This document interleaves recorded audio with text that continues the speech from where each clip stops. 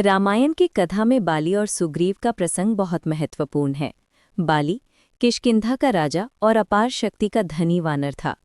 उसका बल इतना अद्वितीय था कि जब भी कोई उसके सामने युद्ध करने आता, उसकी आधी शक्ति स्वतः बाली में समा जाती थी। इस वरदान के कारण कोई भी उसे पराजित नहीं कर पाता था। सुग्रीव, जो उसका छोटा भाई था, कभी उसका मित्र और सहायक था, लेकिन एक गलतफहमी के कारण दोनों भाइयों के बीच वैर हो गया। जब बाली एक राक्षस को गुफा में मारने गया, तो सुग्रीव ने बाहर से गुफा को बंद कर दिया। उसे लगा कि बाली मारा गया है, इसलिए उसने राज्य संभाल लिया। बाली जब जीवित वापस आया तो उसने इसे विश्वासघात माना और क्रोधित होकर सुग्रीव को राज्य से निकाल दिया।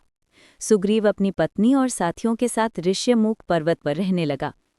इसी बीच राम और लक्ष्मण सीता की खोज में वन-वन भटक रहे थे।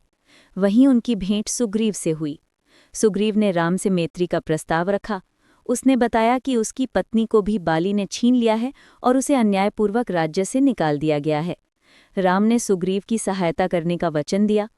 राम ने हनुमान जी को आदेश दिया कि वे इस संघर्ष में महत्वपूर्ण भूमिका निभाएं। हनुमान, जो सदैव धर्म और प्रभु की आज्ञा का पालन करते थे, राम और सुग्रीव के साथ खड़े हो गए। जब राम और सुग्रीव ने बाली को युद्ध के लिए ललकारा, तो राम ने बाली को सामने से मारना उचित नहीं समझा, क्योंकि उसका वरदान उसे अपराजय बना देता था। इसलिए जैसे ही बाली और सुग्रीव का युद्ध हुआ, राम ने पेड़ के पीछे से बाली पर बाण चलाकर उसका वध कर दिया। यहाँ प्रश्न उठता है कि बाली को क्यों मारा गया। बाली ने अपने भाई सुग्रीव से अन्याय किया था, उसकी पत्नी छीन ली थी और उसे राज्य से वंचित कर दिया था। साथ ही उसने धर्म की मर्यादा भंग कर अपनी ही कुल का उत्पीड़न किया। इसी कारण राम ने धर्म की रक्षा और न्याय की स्थापना के लिए बाली का वध किया। हनुमान जी इस पूरे प्रसंग में सुग्रीव और राम के प्रति निष्ठा से खड़े रहे।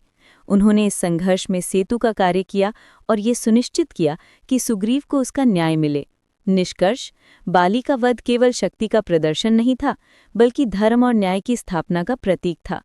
हनुमान जी ने इसमें अपने प्रभु की आज्ञा का पालन करते हुए सत्य और धर्म का साथ दिया।